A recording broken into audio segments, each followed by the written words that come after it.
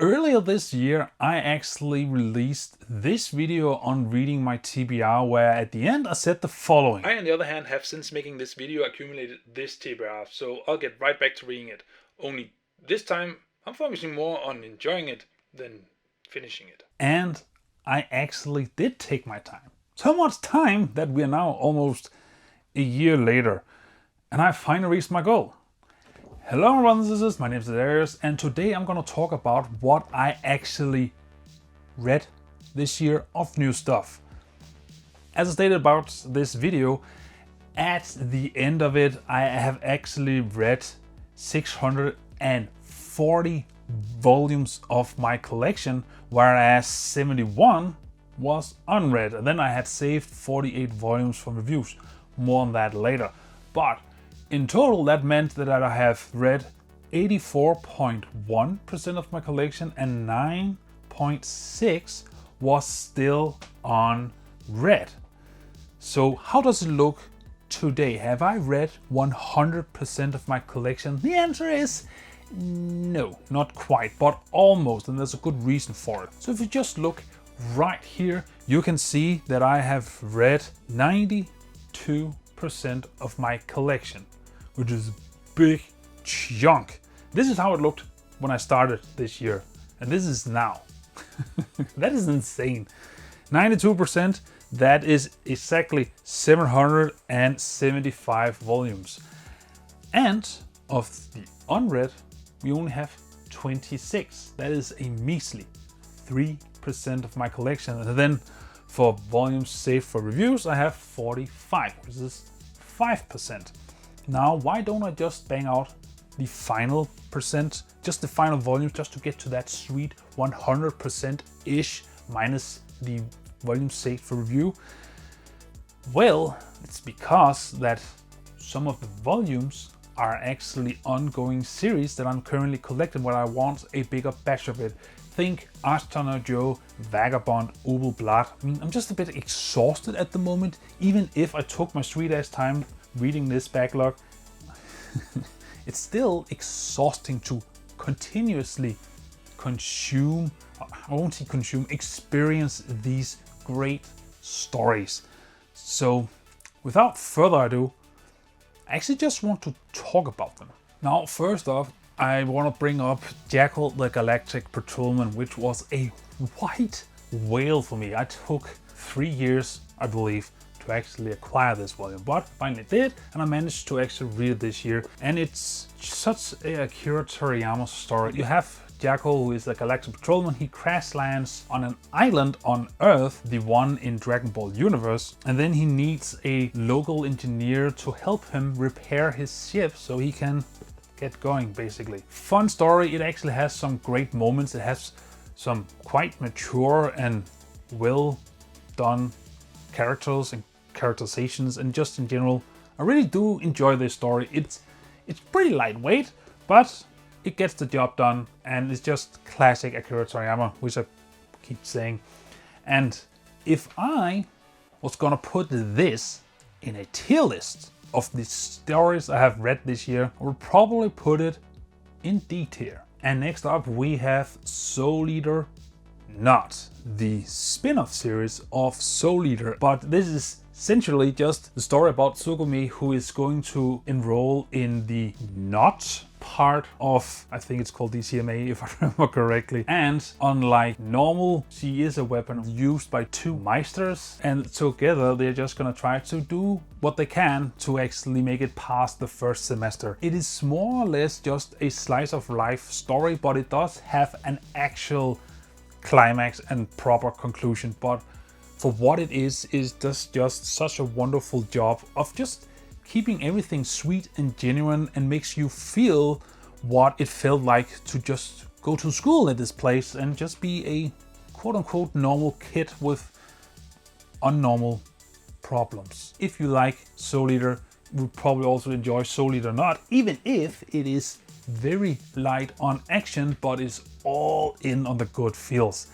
And I will actually say that Soul Eater Not is mid, which is a solid B tier. And next up we have the Elusive Samurai, which is shonen take on a historical Japanese figure, which is about this Tokiyuki, who is this guy, who is the prince of the Jojo clan, who unfortunately gets massacred when he is a kid of 10 or so years old, and then he needs to escape and then assemble a group of misfits and try to take back his castle, his position, his part of the country. And also he is super bad at fighting, but he is exceptionally good at evading. I think this story is actually quite interesting. It's kind of hard to get through in the sense of it feels like you're doing homework because of the extreme amount of Japanese history you are force-fed. So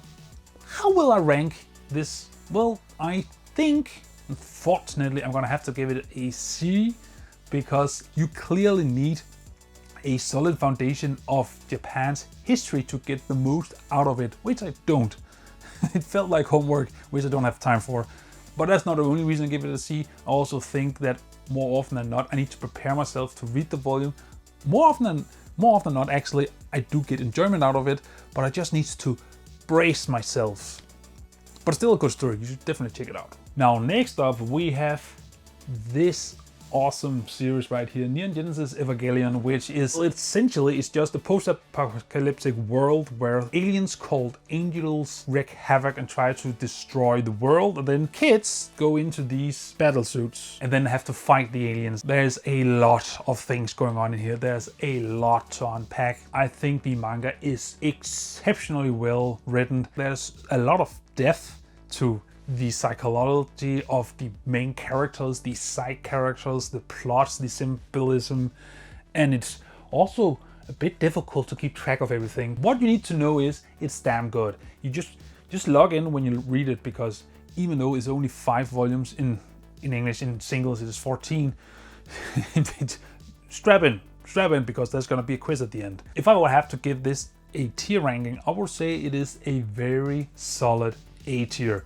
And it actually made me want to watch not just the original series, but the movies as well, when I find time for it. Next up, we have Dandadan. Dandadan is batshit crazy. You have this main character called Okurun, who believes in aliens. Then you have this other main character called Momo, who believes in spirits. So they challenge themselves or each other to actually go and find or prove or disprove the other's beliefs. And it turns out that both aliens and spirits exists, and they curse them or awakens in them powers, and then now they have to figure out how to break the curse, retrieve stuffs. But even if the art is excellent, even if it is wacky as hell, what this does best is romance. Genuine human connection between a boy and a girl who slowly but surely not only awakens feelings for each other, but also discovers that yes, those feelings are indeed there. This manga, when it is at its best, is not in the awesome action, the epic set pieces, the wacky stuff. No, it is actually in the quiet temper moments between the two main characters, when the story just allows their feelings and their teenage curiosity to just have room to breathe. This story right here is a solid S tier. I'm not kidding. This is probably one of the best mangas in Shonen Jump right now. It is insane how well it is written, and I'm just looking forward to read more of it. Next one. And next we have this motherfucker right here, which is Hellsing. It is the one manga I've managed to review this year, which also knocked 3 volumes of my volumes saved for review list. But just briefly, you have this organization that hunts vampires. They're called Hellsing. One of the soldiers hunting vampires is himself a vampire called Alucard, and they're just trying to uncover this mystery of a old hidden enemy of the organization who's trying to wreak havoc and carnage upon the world, and they need to stop it before that happens. I'm not gonna say too much, except that it is batshit crazy. It knows exactly what it is, and it has most fun when things just go apeshit. I highly recommend you check this out. It is only 10 volumes in the singles or 3 in this gorgeous deluxe edition. But if I had to give it a tier, I will give it a solid B. It doesn't offer too much, but what it does know it needs to offer, it offers in spades. And that third volume, holy shit, peak action. Next, I managed to read Sakamoto Days, which I've heard a lot of things about. Mostly, it's just what if John Wick was a store clerk. We have the main character Sakamoto, who is the retired legendary assassin, and he has started a family and now he owns a store, but his old job keeps intervening with his daily life, and at some point he needs to take action to save his family. There's just one issue. The greatest killer in the universe is prohibited from taking a single life by his wife, otherwise she divorces him. So he needs to fight enemies without seriously hurting them, which is awesome. This series is very simple in its premise. What it does well is action, the fluidity, the ingenuity, the absolute brutal impacts it delivers is fantastic. And I'm just looking so much forward to see how it's gonna end. But if I had to give it a tier ranking, I'd actually probably give it an A. It is that damn entertaining. I was blasting through all of my volumes, whereas with the Elusive Samurai it took a lot longer, and not only because it has a lot of dialogue scenes, but I'm not touching on that much more because we are on to the next one. And next we have Helck. I was not prepared for Helck. Helck takes place in a fantasy world where a human hero just recently slain one of the demon lords, and now there is a tournament to determine who's going to be the next demon lord. And one of the participants is not a demon, it's a human, the strongest human ever, Helck. And now we need to figure out, why does he want to become a demon lord? Is he gonna help or kill all the demons? And is there a hidden plot trying to throw the whole world into brutal mayhem? This story is insanely well told, and it starts off as a spoofy kind of gag manga, but quickly turns into a very vulnerable but open story about human flaws, what connects you to each other, and how to essentially just help picking other people's up when they are in the lowest. You need to read it. It's a solid S tier manga for me. All right, let's take it down a notch. I managed to read the 6th part of Jojo's this year. I was not prepared for the awesome that is Jolene and her stand ability and the setting in the prison. I would not have minded if the prison arc was longer. It was so stressful but so interesting. Just, I love this one. It is still not my favorite part. I think the best written part for now is still part 4, but I also have part 7 to look forward to. But nevertheless, this is a top tier Jojo's Bizarre Adventure manga. I don't need to say much more. It is Jojo's. It is wacky. It is out there. It is, well, it's Jojo.